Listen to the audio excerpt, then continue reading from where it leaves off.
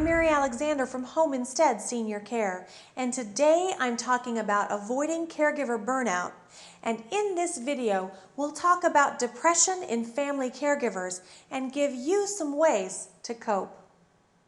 A study from the American Journal of Public Health says that family caregivers who provide care 36 or more hours a week are more likely than non-caregivers to experience symptoms of depression or anxiety.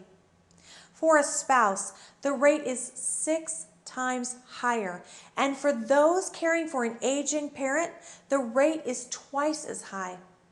And in general, women caregivers experience depression at a higher rate than men. Certainly, family caregiving does not cause depression, nor will everyone who provides care experience the negative feelings that go along with depression.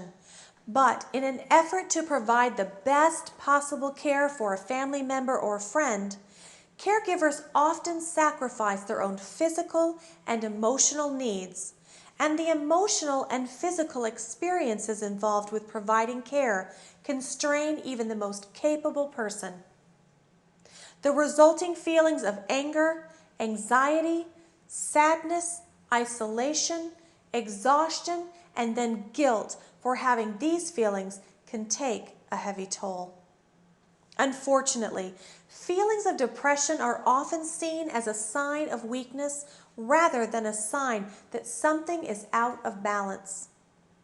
Comments such as "snap out of it" or "it's all in your head" are not helpful and reflect a belief that mental health concerns are not real. Ignoring or denying your feelings will not make them go away either. People experience depression in different ways. The type and degree of symptoms vary by individual and can change over time. The following symptoms, if experienced for more than 2 consecutive weeks, may indicate depression. A change in eating habits resulting in unwanted weight gain or loss.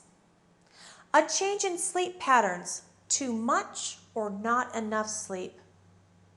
Feeling tired all the time, a loss of interest in people and/or activities that once brought you pleasure. Becoming easily agitated or angered. Feeling that nothing you do is good enough. Thoughts of death or suicide or attempting suicide. Ongoing physical symptoms that do not respond to treatment, such as headaches, digestive disorders, and chronic pain. Early attention to symptoms of depression may help to prevent the development of a more serious depression over time. The National Institute of Mental Health offers the following recommendations. First, set realistic goals in light of the depression and assume a reasonable amount of responsibility. Second, break large tasks into small ones. Set some priorities and do what you can as you can.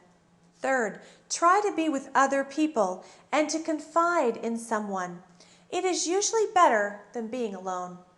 Fourth, participate in activities that make you feel better, such as mild exercise, going to a movie or ball game, or attending a religious, social, or community event. Fifth, expect your mood to improve gradually, not immediately. Feeling better takes time. Sixth, it is advisable to postpone important decisions until the depression has lifted. Before deciding to make a significant transition, change jobs, get married or divorced, discuss it with others who know you well and have a more objective view of your situation.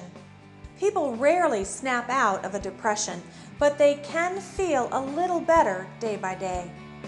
The most frequent treatment for depressive symptoms that have progressed beyond the mild stage is antidepressant medications, in conjunction with ongoing talk therapy. A mental health professional can assess your condition and arrive at the treatment most appropriate for you. Before we get into ways to help you cope with the stress that family caregiving can bring, we're going to talk about one more difficult situation, and that is the challenge of dealing with dementia or Alzheimer's patients.